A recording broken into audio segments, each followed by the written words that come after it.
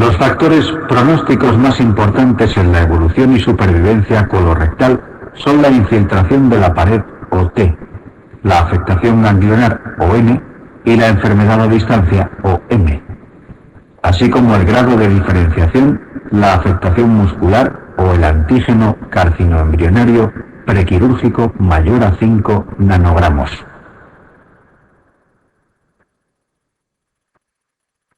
Una vez establecida la localización del tumor, ya sea cólica o rectal, y el estadiaje prequirúrgico en el caso del cáncer de recto, se indica la cirugía, que debe incluir resecciones anatómicas con márgenes oncológicos adecuados y linfadenectomías apropiadas.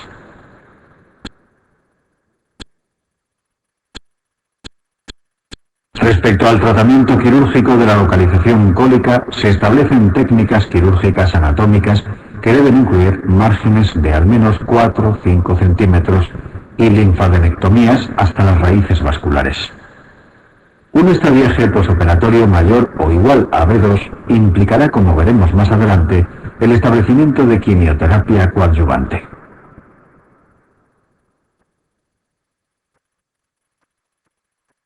Cáncer de recto. En tumores de localización rectal con diagnóstico prequirúrgico de T3 o mayor o afectación ganglionar, se debe aplicar quimioterapia más radioterapia neoadyuvante. Esta terapéutica ha demostrado aumentar la supervivencia, disminuir el tamaño tumoral, la recidiva local y disminuir las complicaciones de la cirugía que vendrá a continuación y que deberá incluir la excisión total del mesorrecto para asegurar una resección oncológicamente aceptable.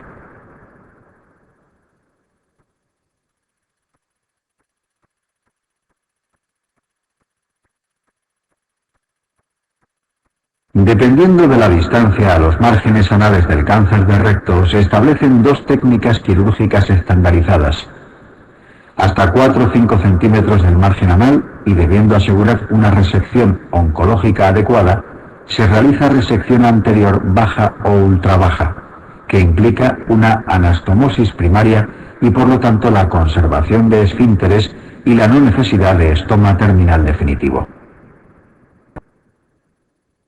Para tumores a poca distancia del margen anal, técnicamente difíciles de resecar por las condiciones anatómicas del paciente, o en cualquier caso en el que no se pueda asegurar una resección oncológicamente adecuada, se aplica la técnica de Miles o amputación abdominoperineal y que implica cierre anal y colostomía terminal definitiva. Por los adelantos técnicos, la quimioterapia y radioterapia preoperatoria y la mejoría de las condiciones de los pacientes que se van a someter a cirugía, en la actualidad la tendencia es la resección anterior ultrabaja, por lo que implica la no conservación de esfínteres y la falta de calidad de vida que esto conlleva.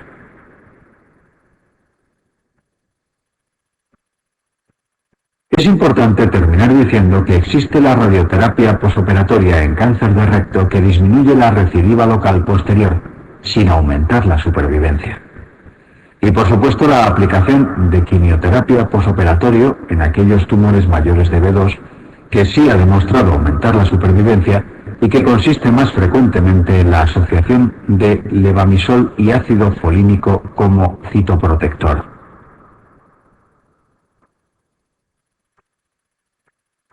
La causa más frecuente de hemorragia digestiva baja entre los 20 y 55 años son las hemorroides, que son venas varicosas del plexo rectal. Solo los grados 3 y 4 son quirúrgicos. Las crisis inflamatorias hemorroidales se manifiestan como proctalgia moderada y escozor o prurito anal, y se tratan con aplicación de baños de asiento y analgesia.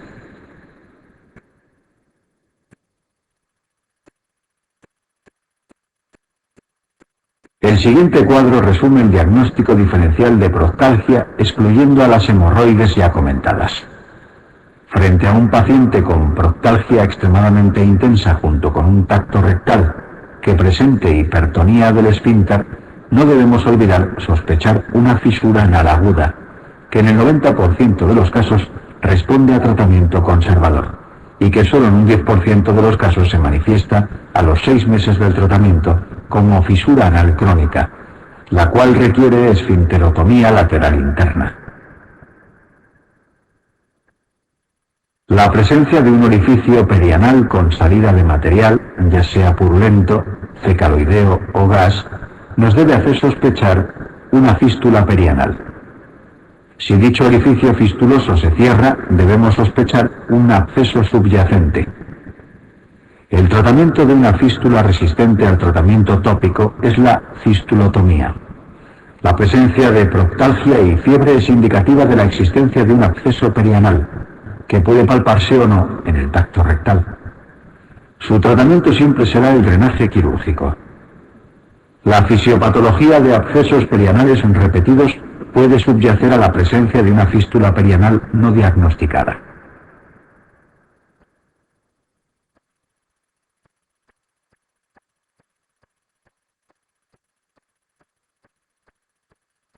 Estómago.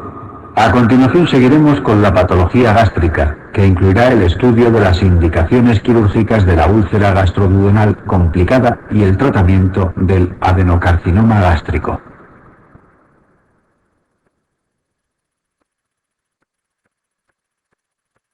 Úlcera péptica. Las indicaciones quirúrgicas de urgencia de la úlcera péptica son las que derivan de sus complicaciones. La perforación viene definida por dolor epigástrico brusco, con o sin irradiación a los hombros, y la presencia de neumoperitoneo en la radiografía de tórax en bipedestación.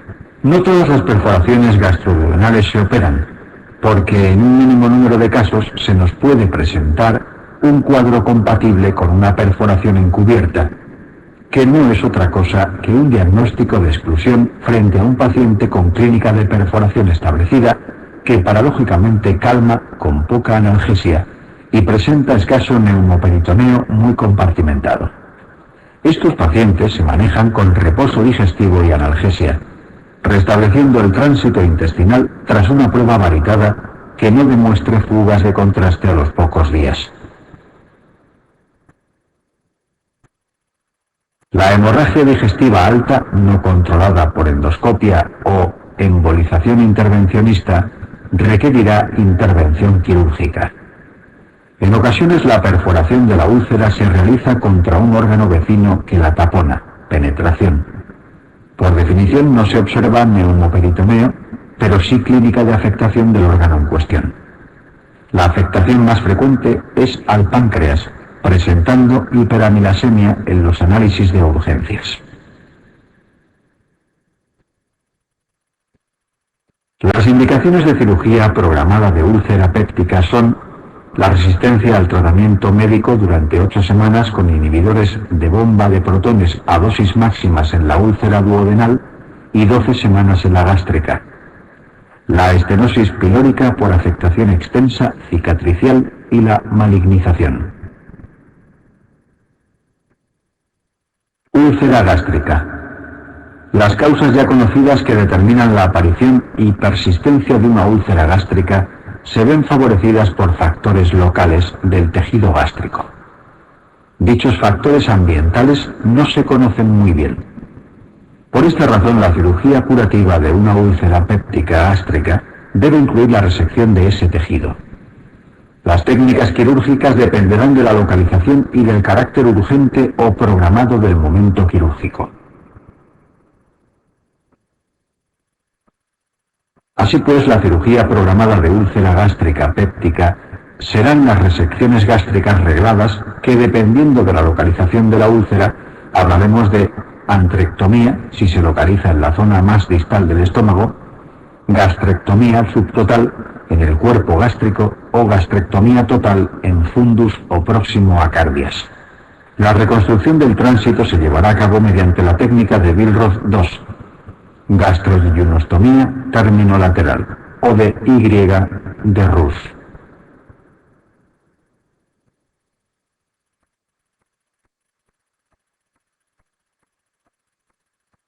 La cirugía urgente de úlcera péptica gástrica depende de igual manera de la localización de la úlcera, que se clasifica en tipo 1 en curvatura menor gástrica a nivel de la incisura angularis, realizándose una antrectomía.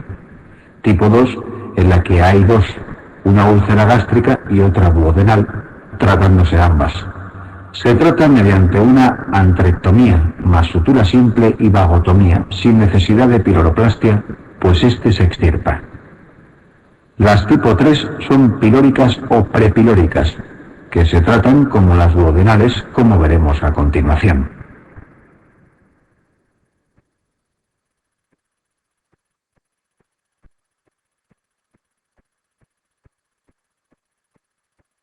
Complicaciones del Billroth 2. Las complicaciones del Billroth 2 son ampliamente conocidas por las connotaciones fisiopatológicas que derivan de la nueva disposición anatómica que determina la gastrogeinostomía laterolateral. A la sensación de mareo y diarrea a los 20 minutos de la ingesta se le denomina dumping precoz, que se explica por la expulsión de sustancias vasoactivas al torrente sanguíneo como respuesta a la hipovolemia que determina el vaciamiento gástrico rápido. A la hipoglucemia que se produce a las 2 horas de la ingesta se le denomina dumping tardío, cuyo mecanismo reflejo responde de igual manera al aumento brusco de insulina que determina el vaciamiento gástrico. A la clínica de reflujo biliar se la conoce como síndrome de asa aferente. Este es importante porque se ha demostrado que la exposición del tejido gástrico a la bilis es un factor predisponente a desarrollar cáncer. El tratamiento de estas complicaciones son, en primer lugar, medidas conservadoras posturales y dietéticas, como por ejemplo las dietas fraccionadas. En la pequeña proporción de casos en que éstas fracasan, es necesaria la reconversión quirúrgica a Y de Roux.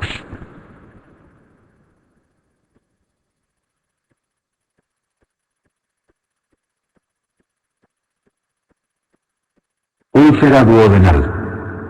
Se ha probado que el máximo responsable, hasta en un 95% de los casos de úlcera duodenal, es el Helicobacter pylori.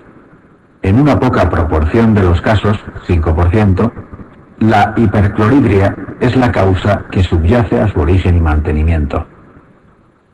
Así pues, tras el éxito de las terapias de erradicación de H. pylori, la cirugía curativa de una úlcera duodenal, complicada o resistente, será funcional. Esto quiere decir que consistirá en la sección a diferentes niveles del nervio responsable de la secreción ácida, el N vago.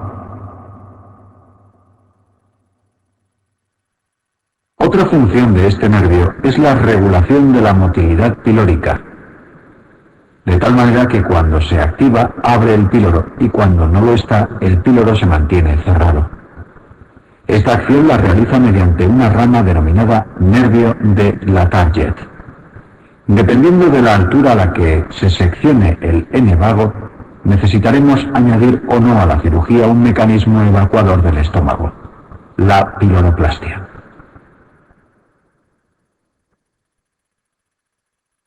La vagotomía troncular o distal incluye todas las ramas motoras y de secreción ácida del N vago, por lo que habrá que añadir la piloroplastia que evite un estómago de retención. Esta es la técnica de elección en cirugía urgente.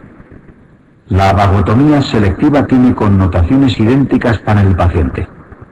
En un mínimo porcentaje de pacientes en los que se haya demostrado la responsabilidad de la hipercloridria en el desarrollo y mantenimiento de una úlcera péptica duodenal y que nunca hayan sido sometidos a cirugía urgente por complicaciones, se les indicará la realización de una vagotomía supraselectiva o proximal de manera programada, que implica que no necesita la piloroplastia, ya que se seccionan las ramas microscópicas del N vago que regulan la secreción ácido.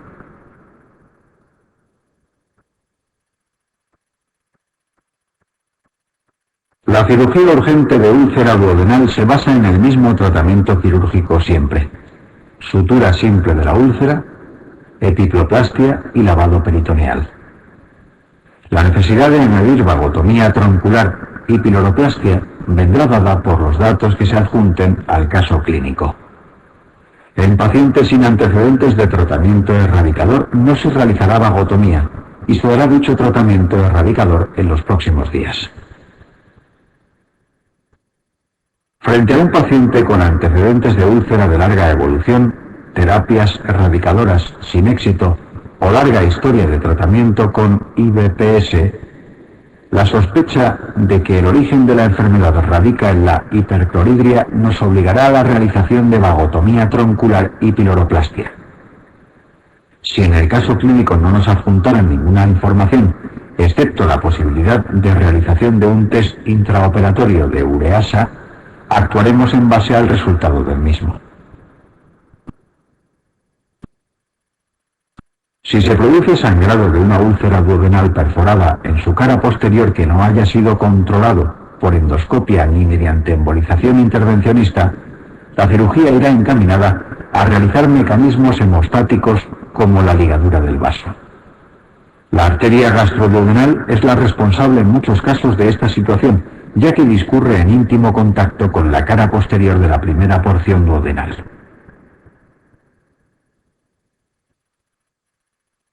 Ya hemos explicado la indicación de cirugía programada de la úlcera duodenal. Consiste en la vagotomía supraselectiva o proximal. Adenocarcinoma gástrico. Los factores predisponentes para el desarrollo de adenocarcinoma gástrico son los que se exponen en la siguiente diapositiva.